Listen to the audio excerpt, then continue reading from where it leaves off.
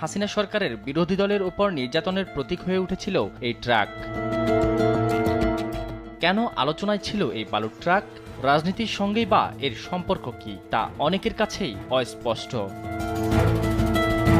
ঘটনা শুরু ২০১৩ সালের ২৮ ডিসেম্বর। তৎকালীন বিরোধী দলীয় নেতা বেগম খালেদা জিয়াকে গুলশানের বাড়িতে অবরুদ্ধ করতে স্বৈরাচার হাসিনার আজ্ঞাবহ কিছু পুলিশ সদস্য ব্যবহার করে বালু বোঝাই ট্রাক। একটি দুটি নয়, ৫-৫টি ট্রাক বিভিন্ন কায়দায় দাঁড় করিয়ে আটকে দেয়া হয় বেগম খালেদা জিয়ার বাসভবন ফিরোজার প্রবেশপথ সহ পুরো রাস্তায়।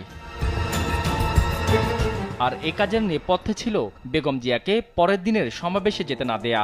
কেননা বিরোধী দল বিএনপির মার্চ ফর ঢাকা আন্দোলন সফল হলে ১৪র একতরফা নির্বাচনের নীলনকশা বাস্তবায়ন অসম্ভব হয়ে যেত। তাই বেআইনিভাবে বিএনপি চেয়ারপারসনকে অবরুদ্ধ করা হয়।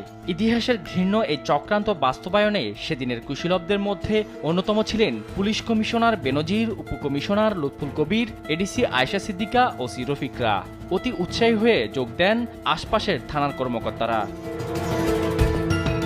২৯ ডিসেম্বর সকাল হতে না হতেই পুরো রাস্তা ভরে যায় পুলিশ সদস্য দিয়ে। বিপুল সংখ্যক পুলিশ ও র্যাব সেখানে রীতিমতো দেয়াল তৈরি করে ফেলে। সমাবেশে যোগ দেওয়ার লক্ষ্যে খালেদা জিয়া যখনই বের হতে চেষ্টা করেন তখনই তাকে আটকে দেয়া হয়। গৃহবন্দী খালেদা জিয়া অবরুদ্ধ হলে থমকে যায় দেশের গণতন্ত্র। বেগম খালেদা জিয়া যখন বের হতে চেষ্টা করেন তখন তার গাড়ির সামনে অন্য সদস্যদের নিয়ে দাঁড়িয়ে থাকা এই পুলিশ কর্মকর্তার নাম আয়েশা সিদ্দিকা। ক্ষমতার অপব্যবহার করে একজন সাবেক প্রধানমন্ত্রীর সাথে বেআইনি কর্মকাণ্ড ঘটানো এই পুলিশ কর্মকর্তার ওপর খুশি হয়ে তখন শেখ হাসিনা তাকে বানিয়ে দেন গোপালগঞ্জের এসপি।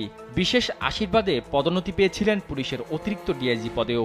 এরপর পুলিশের স্পেশাল ব্রাঞ্চের এসএস ট্রান্সপোর্ট শাখা থেকে দায়িত্ব দেয়া হয় এসবির গুরুত্বপূর্ণ শাখা ওপেন সোর্সে। এ দলের আরেকজন উপপুলিশ কমিশনার খন্দকার লুৎফুল কবির। তার কাজের স্বীকৃতি হিসেবে তাকে বানিয়ে দেওয়া হয় গাজীপুর মহানগর পুলিশ কমিশনার। পদোন্নতি পেয়ে হন অতিরিক্ত পুলিশ মহাপরিদর্শক। কর্মরত ছিলেন পুলিশ হেডকোয়ার্টার্সে। তবে নানা অনিয়মের অভিযোগে গেল ২ সেপ্টেম্বর তাকে বাধ্যতামূলক অবসরে পাঠানো হয়। বেগম জিয়াকে অবরুদ্ধ করতে ভূমিকা রাখেন তখনকার সময়ের ডিবি গুলশান বিভাগের উপকমিশনার শেখ নাজমুল আলম, যিনি বিশেষ আশীর্বাদে ডিএমপির যুগ্ম কমিশনার থেকে শুরু করে সিআইডির ফরেনসিক বিভাগ ও ক্রাইম ওয়েস্ট বিভাগের ডিআইজির দায়িত্ব পালন করেছেন। গুলশান জোনের এসি নুরুল আলম পদোন্নতি পেয়ে হয়েছেন উপকমিশনার, যদিও বর্তমানে অবসরে আছেন এই কর্মকর্তা। আরেকজন চিহ্নিত পুলিশ সদস্য ওসি মোহাম্মদ রফিকুল ইসলাম পদোন্নতি পেয়ে হন অতিরিক্ত পুলিশ কমিশনার। বর্তমানে অতিরিক্ত পুলিশ সুপার হিসেবে এপিবিএনে কর্মরত আছেন।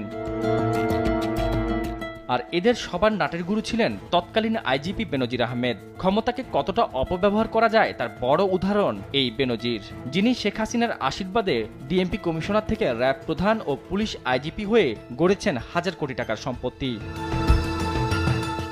অসাধু এসব পুলিশ কর্মকর্তার অনেকেই পদোন্নতি পেয়েছেন, বর্তমানে কর্মরত আছেন বিভিন্ন গুরুত্বপূর্ণ পদে। তাদের স্বপদে বহাল থাকাকে দেশের জন্য হুমকি মনে করছেন